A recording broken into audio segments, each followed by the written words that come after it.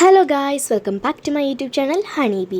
So ഇന്നത്തെ നമ്മുടെ video ഒരു ലോങ് വീഡിയോ ആണ്. സത്യം പറയുമ്പോൾ ഇതൊരു ഷോർട്ട് വീഡിയോ ആണ്, പക്ഷേ ഞാൻ കുറേ ദിവസമായില്ലേ ലോങ് വീഡിയോ ഇട്ടിട്ട് പറഞ്ഞിട്ടുള്ളതാട്ടം.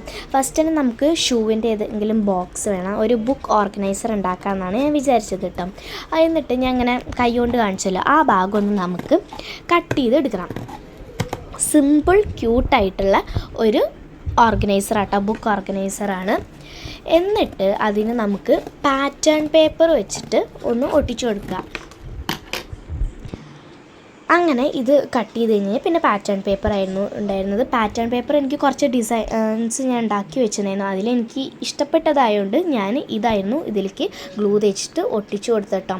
ഇതിങ്ങനെ ഒട്ടിച്ച് കഴിഞ്ഞപ്പോൾ നല്ല ഭംഗിയുണ്ടായിരുന്നു കാണാൻ വേണ്ടിയിട്ട്. ക്യാമറയിൽ കാണാൻ അത്രയ്ക്ക് ഭംഗി ഉണ്ടായിരുന്നില്ല, പക്ഷേ നേരിട്ട് കാണാൻ നല്ല രസമുണ്ടായിരുന്നു കേട്ടോ. പിന്നെ അതിന് ശേഷം ഞാൻ ഇത്തിരി ഒരു ഷെൽഫ് പോലെ വീണ്ടും ഉണ്ടാക്കാൻ പറഞ്ഞിട്ടൊരു കമ്പാർട്ട്മെൻറ്റ് വേറെ ഉണ്ടാക്കാമെന്ന് പറഞ്ഞിട്ടൊരു കാർഡ്ബോർഡ് കട്ട് ചെയ്തു അതിൻ്റെ സൈസിൽ. പക്ഷെ എന്താ വെച്ച് കഴിഞ്ഞാൽ അത് കൃത്യം ആ സൈസിനായിരുന്നില്ല. അതുകൊണ്ട് തന്നെ ഈ പെന്നും ഇതൊക്കെ വെക്കുമ്പോൾ പെട്ടെന്ന് വീണ് പോകും, അങ്ങനത്തെ ടൈപ്പായിരുന്നു. അപ്പോൾ ഞാൻ വേറൊരെണ്ണം കട്ട് ചെയ്തു, എന്നിട്ട് ഇതിൻ്റെ അകത്ത് വെച്ചു. ഒരു പെൻസിലൊക്കെ ഇടാൻ വേണ്ടിയിട്ട് ഞാൻ ഉണ്ടാക്കിയാണ്. ഫസ്റ്റ് ഞാൻ ഡബിൾ സൈഡ് ടേപ്പ് വെച്ച് ഒട്ടിച്ചു, പക്ഷെ അത് തീരെ നിൽക്കുന്നുണ്ടായിരുന്നില്ല.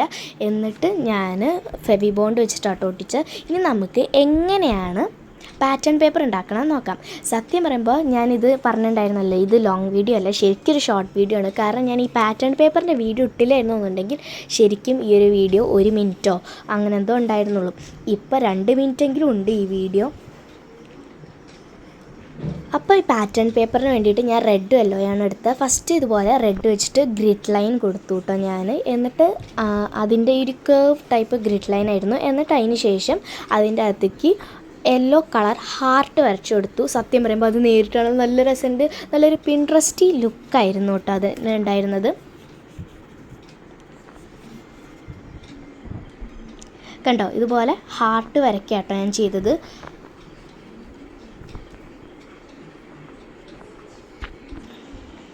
നല്ല രസമുണ്ടായിരുന്നു. ക്യാമറയിൽ കാണുമ്പോൾ ഭംഗിയുണ്ട്, എനിക്ക് അറിയില്ല.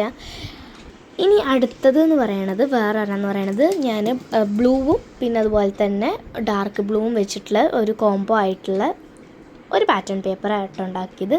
ഈ ബ്ലൂ കളർ വെച്ചിട്ട് ഇങ്ങനെ ഫ്ലവർ വരച്ചു കൊടുത്തു. എന്നിട്ട് ഡാർക്ക് ബ്ലൂ കളർ മാർക്കർ കൊണ്ട് ഞാനൊരു കുഞ്ഞ് ഫ്ലവർ ഡിസൈൻ അങ്ങനെ ആയിട്ട് വെക്കാട്ടോ ചെയ്തത്. അങ്ങനെ കുറേ വരച്ച് എന്നിട്ട് കുറേ ഡോട്ട് ഞെട്ട് കൊടുത്തു കേട്ടോ, കാരണം അത് ഭയങ്കര പ്ലെയിൻ ആയി കിടക്കുന്ന പോലെ എനിക്ക് തോന്നി. സോ ഇത്രയുള്ള വീഡിയോ ഇഷ്ടപ്പെട്ട like, share and subscribe. So bye, thank U.